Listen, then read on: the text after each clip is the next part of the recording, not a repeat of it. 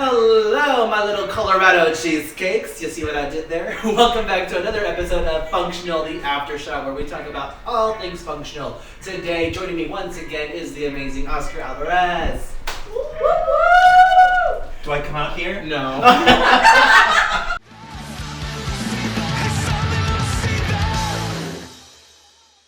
Now you can come out. Oh, now. Now you can have your moment. Is the bus still running? Welcome back to Functional, the After Show. Oscar, I'm so happy you're here. Thank you. As we start Thank every you. episode, let's cheers to another episode. Cheers. And to the wing Cheers. for choosing to Marisa, who's camera shy right now. Cheers. Cheers. In case none of y'all know, we've been filming this back to back, so this is like my 9th. What episode are we on? 9? This is my 9th shot, so hey, haha. Alright, episode 9. You know what? Let's dive into it. So episode 8, we see Sheila for the first time this season, where, you know, we just see what's going on with her. But this episode, we see her confronting Guillermo. In your opinion, how hard do you think it was for her to reach out and talk to Guillermo? Extremely. I mean, she's a very proud character, and so for her to admit that she was wrong, or even hint at it, is a big deal.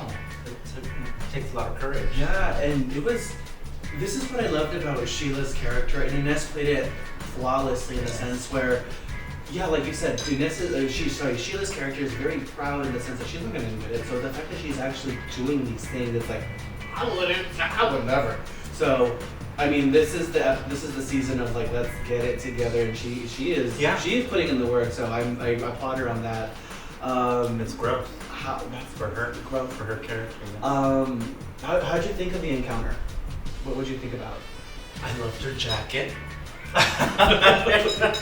Beautiful gowns. Beautiful gowns. And her hair, she looks great. Sorry, I'm looking at the episode through the eyes of a cinematographer, and I really love the way she came across. Yeah. But her character just, it took a lot of courage for her to talk to Guillermo. For both of them to finally have this reunion. In this episode, we see a little bit more. She actually like lets down a wall that we've never seen, and so she talks about her background, how she is who she is right now, why she, had a kid, why she's married, her relationship with her family, which again we saw in episode 8. But like for her to admit that to someone who is not her cheerleader. Yes. Yeah. Would you do that? Probably not. No, I wouldn't. So no, it was.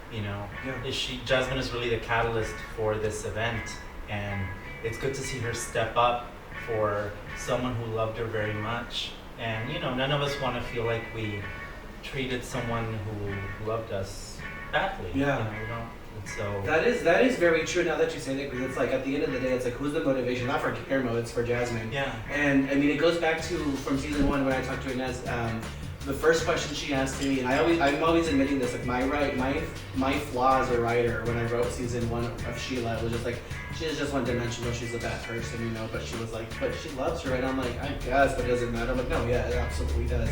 And so that was the motivation. I was like, she's doing the work, not because of her pride, because she's trying to prove I do care about this person and want to do it better. Yes. So with this, she does drop a bombshell to Guillermo of like, this is what happened at the end of season 1, which Guillermo had no clue about. Yeah. But like, if you had a friendship like that where you're like, I'm not talking to you, then you find out shit went down.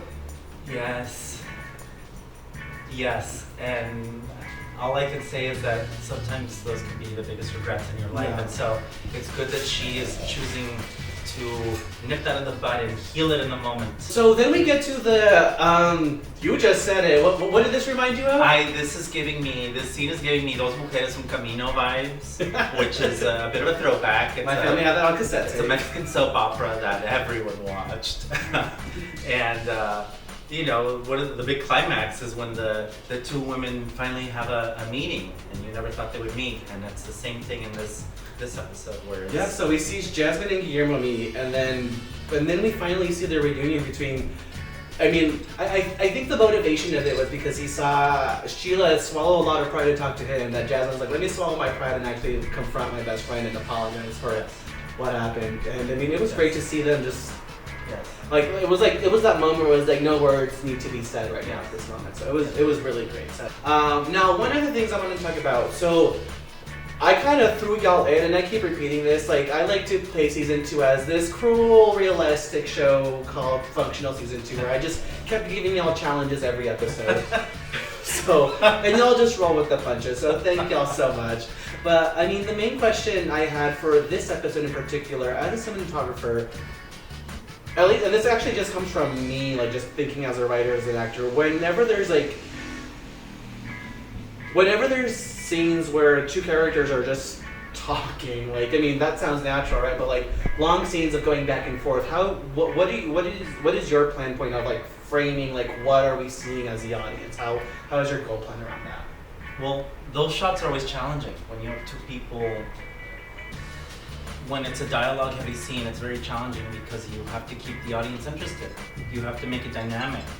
And for this scene, for this episode, we were at a very beautiful bar that had awesome decorations. Yeah. So you have to, our director Corey took that into consideration in terms of maximizing production value and balancing the characters and also the place, the location we were at, and paying tribute to both at the same time. Yeah.